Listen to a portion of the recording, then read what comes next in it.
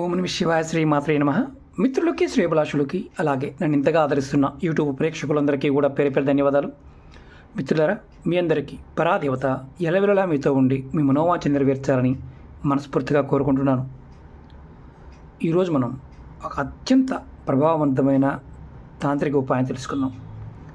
చాలామంది మిత్రులు అక్క చెల్లెలు మెయిల్స్లోనూ కామెంట్స్లోనూ గురువుగారు మాకు పితృదోషాలు ఉన్నాయి, పితృశాపాలు ఉన్నాయి, జ్యోతిష్యం చెప్పించుకున్నప్పుడు పండితులు చెప్పారు, మా ఇంట్లో ఎప్పుడు గొడవలు అవుతున్నాయి, ఏ పని చేసినా కలిసి రావడం లేదు, ధనం నిలబడటం లేదు, అలాగే ఏదో ఒక అనారోగ్య సమస్య వల్ల డబ్బులు ఖర్చు అవుతూ ఉన్నాయి, దాని నుంచి బయటపడాలి అని చాలామంది అడగడం జరిగింది.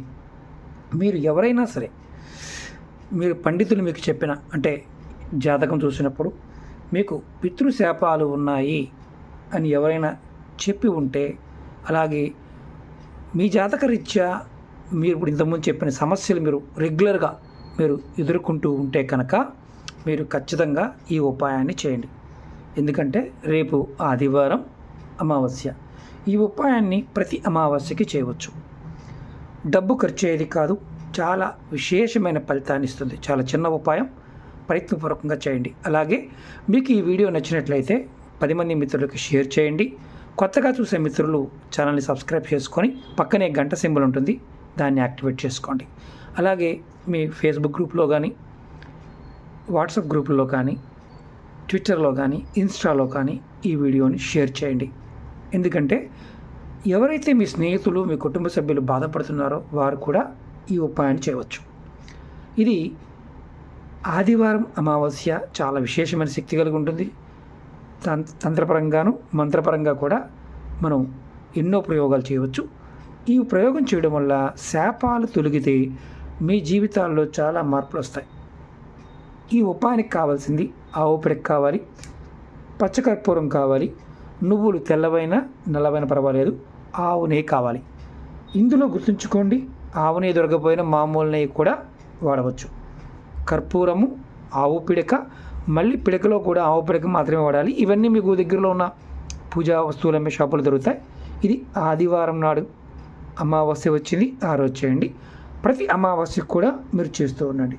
ముందుగా మీరు ఏం చేస్తారంటే ఆవు పిడక తీసుకొని ఇలా ఈ ఆవు పిడక మీద మీరు కొంచెం నల్ల నువ్వులు, ఇదిగోండి ఇలా నల్ల నువ్వులు వేయండి.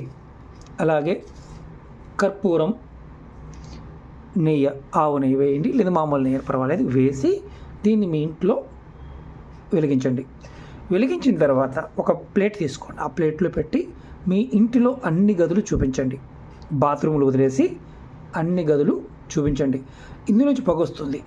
ఈ పొగ వల్ల, ఇంట్లో ఈ పొగ వ్యాపించడం వల్ల మీ జాతకరీత్యా పితృశాపాలు, పితృదోషాలు ఇవన్నీ కూడా ఆటోమేటిక్గా తగ్గిపోతాయి. ఇది మీరు ప్రతి అమావాస్య చేయవచ్చు. మీకు వీలైతే ప్రతి అమావాస్యకి తర్పణాలు ఇప్పించండి, దానాలు చేయండి. దానిని కూడా చేయలేమనుకునేవారు ఈ చిన్న ఉపాయం చేస్తే అందులో ఆదివారం అమావాస్య కాబట్టి విశేషమైన ఫలితాన్ని పొందుతారు. వెలిగించాలి. ఇప్పుడు మరి ఇందులో నియమాలు, ఆహార నియమాలు ఏమీ లేవు.